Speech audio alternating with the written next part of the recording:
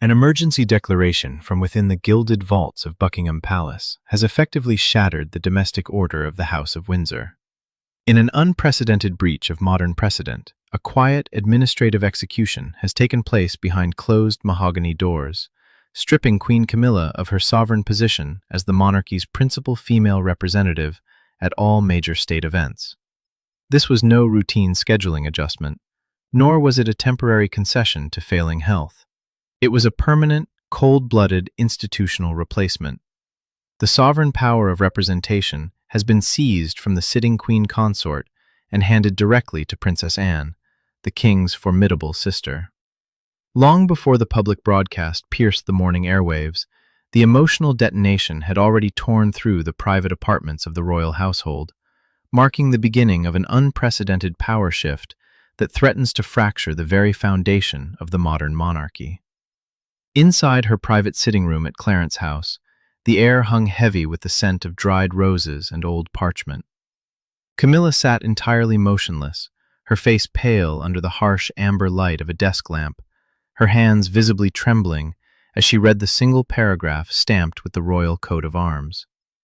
Twice her eyes scanned the formal calligraphy, searching for a clause of leniency, a temporary clause, or a secret reprieve that never came. Across the velvet carpet, a senior palace aide stood at rigid attention, his gaze fixed resolutely on the floorboards to avoid looking his queen in the eye. When Camilla finally raised her head, her voice cracked as she asked if the king had personally authorized every line of her public demise. The aide remained silent. That silence, heavy and suffocating, cut deeper than any vocal confirmation. Buckingham Palace had not merely altered a royal diary, it had officially sanctioned a bloodless coup. Camilla was being erased from diplomatic receptions, state banquets, and foreign delegations, pushed out into the cold, while another woman was invited to take her place beside the king. Across the estate, in a quiet operational office overlooking the private courtyard, Princess Anne received the sealed folder containing the formal decree. There were no smiles of victory, no triumph in her posture, and no subtle flecks of ambition. Anne merely closed the heavy leather binder with a dull, echoing thud, rested both knuckles firmly against the polished oak table, and issued a chilling mandate. She would execute the sovereign duty demanded of her, but she would participate in no public humiliation of her brother's wife. Yet beneath her disciplined composure, the Princess Royal understood the terrifying weight of the mandate. In the arcane calculus of the British Crown, state events are not decorative social gatherings. They are the supreme physical manifestation of sovereign authority before foreign heads of state, ambassadors, and the global press. To hold that space is to possess the ultimate confidence of the institution. By elevating Anne, the monarchy was declaring to the world that when the survival of the dynasty was at stake, Camilla could no longer be trusted to hold the line. The betrayal was rendered even more brutal by the ruthless efficiency of its execution.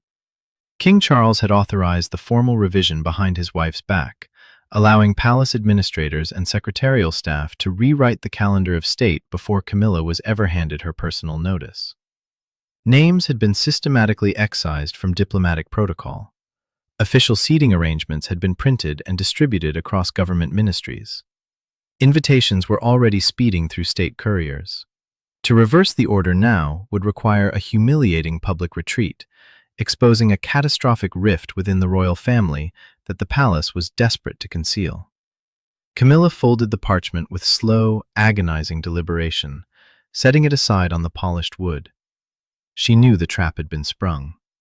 If she protested, she would be branded an ambitious, self-serving courtier who placed her vanity above the crown.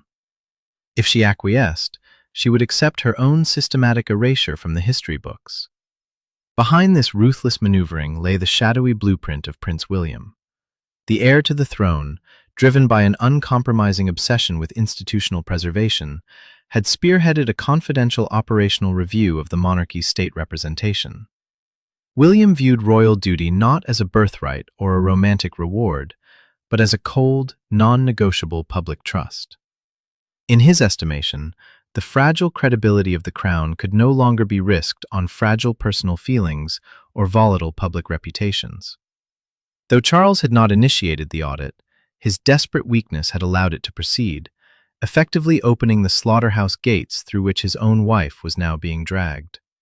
As the king prepared to cross the corridor to face Camilla, he carried the unbearable weight of a sovereign who had signed away his wife's dignity to save his kingdom.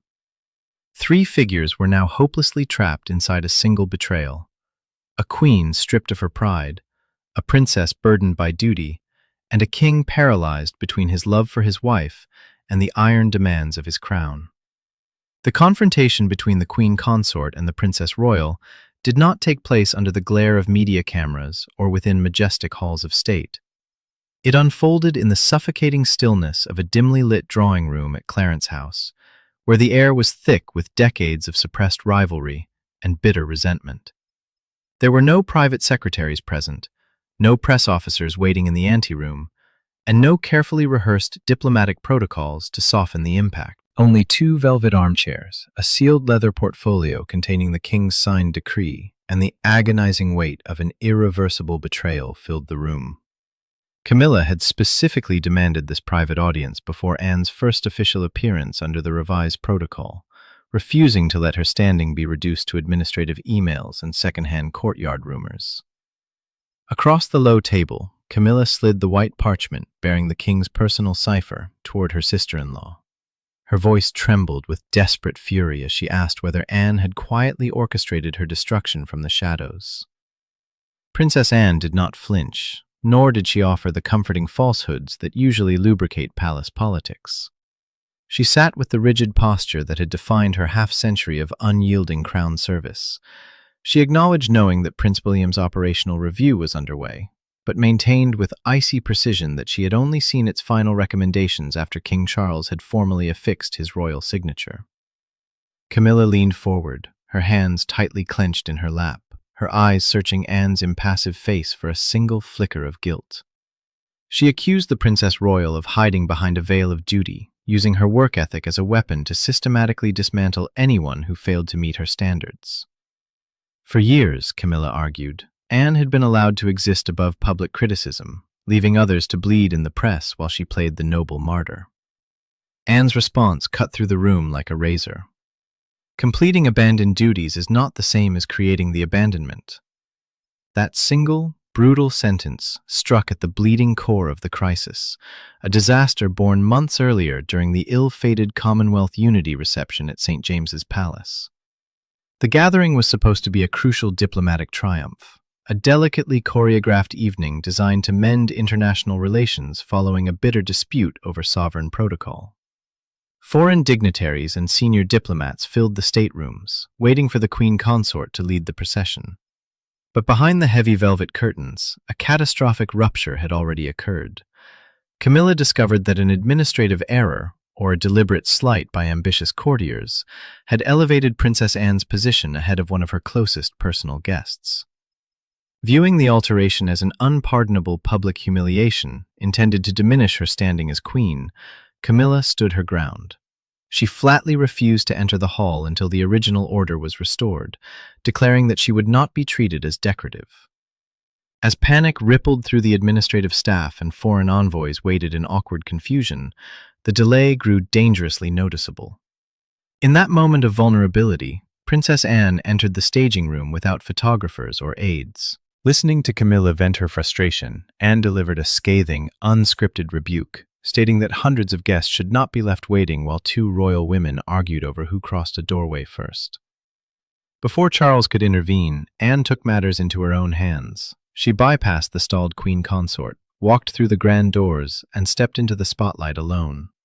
Without prepared notes, Anne addressed the delegation with commanding authority, smoothed over the friction, and saved the monarchy from humiliation.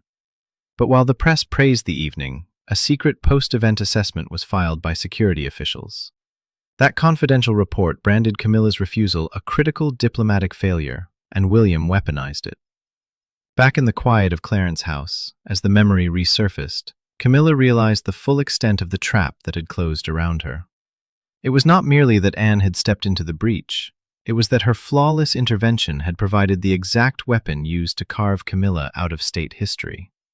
When Anne revealed that Charles and William had secretly discussed the structural change weeks before Camilla was informed, the Queen Consort's composure finally collapsed. The horrifying truth was exposed. Her own husband had sat in shadowed study rooms, conferring with his sister and his son about his wife's replacement, while allowing her to believe her position was secure. Anne rose slowly, adjusted her gloves, and walked toward the exit without looking back. Camilla watched the heavy door click shut, left alone in the fading light with the terrifying realization that her husband's love had been utterly defeated by the cold mechanics of state power. Inside the soundproof solitude of the king's private study at Buckingham Palace, the atmosphere was suffocating, heavy with the stench of ink, old leather, and systemic betrayal. King Charles sat alone at his mahogany desk, staring at the final operational decree that would forever sever his wife from the public majesty of his reign. Before him stood Prince William, silent, unyielding, and watching his father's trembling hand with the icy detachment of a monarch who viewed personal sentiment as an unpardonable liability. The operational review lay open on the desk, a clinical execution of Queen Camilla's royal standing, meticulously structured to strip her of first claim to state occasions and elevate Princess Anne to permanent standing authority. For long, agony-filled minutes, the king's pen hovered over the parchment. Charles removed his wire-rimmed glasses, pressed his fingertips deep into his eye sockets, and asked his private secretary whether gentler phrasing could soften the practical destruction of his wife's dignity.